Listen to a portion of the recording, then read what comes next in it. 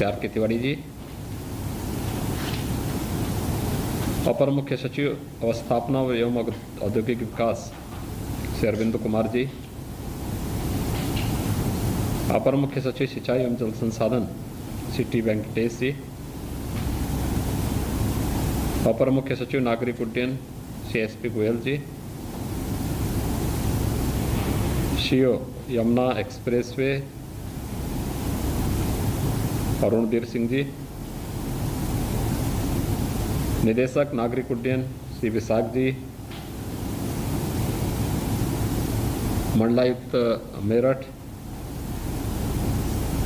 जिलाधिकारी गौतम बुद्ध नगर समेत Yamuna international airport private limited के SCO समेत सभी उपस्थित अधिकारीगण, मुझे बहुत प्रसन्नता है कि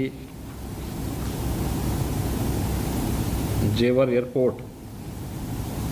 का कार्य कोरोना महामारी के बावजूद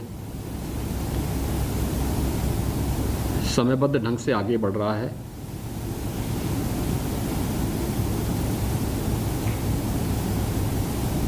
उत्तर प्रदेश के विकास की दृष्टि से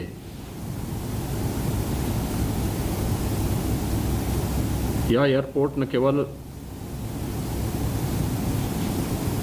उत्तर प्रदेश वासियों के लिए एक मील का पत्थर साबित होगा, अपितु आदरणीय प्रधानमंत्री जी की मंशा के अनुरूप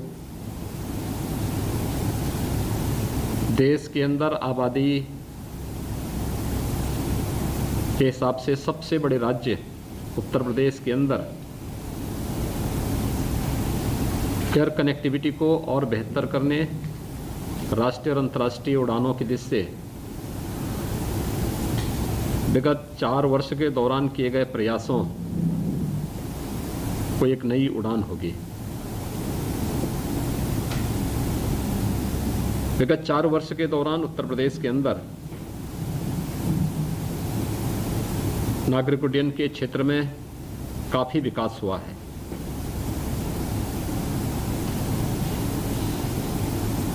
दो 2017 तक उत्तर प्रदेश के अंदर मात्र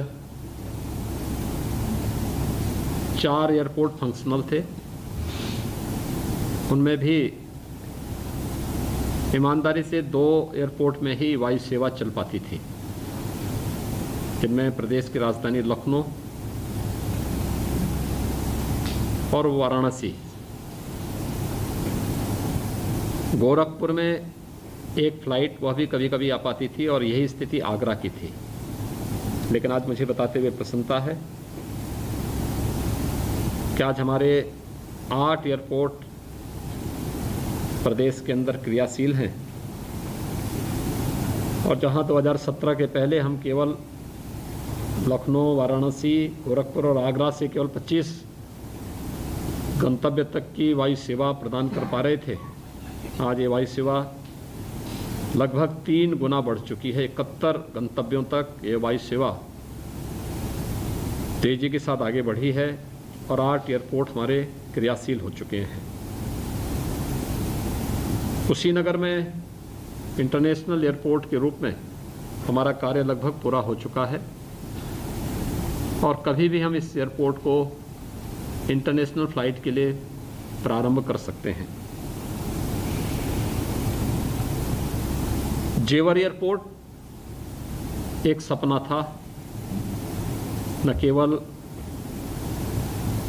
मेरठ कमिश्नरी के नागरिकों के लिए भी, तो उस क्षेत्र का जो सबसे आर्थिक रूप से विपन्न क्षेत्र है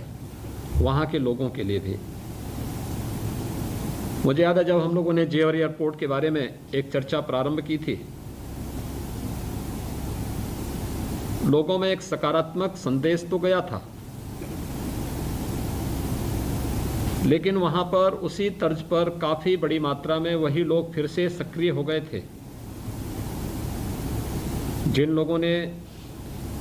नोएडा, ग्रेटर नोएडा या यमुना अथॉरिटी के बनते समय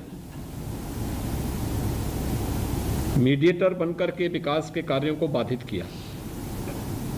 और उस समय जिला प्रशासन के सहयोग से हम लोगों ने किसानों से सीधे बातचीत की। मैं अभिनंदन करूंगा जेवर एयरपोर्ट के अंतर्गत आने वाले उन सभी गांवों के किसानों का, जिन्होंने हमें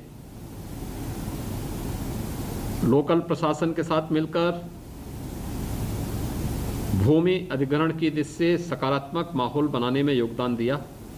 और राज्य सरकार पर, स्थानीय प्रशासन पर विश्वास करते हुए समयबद्ध ढंग से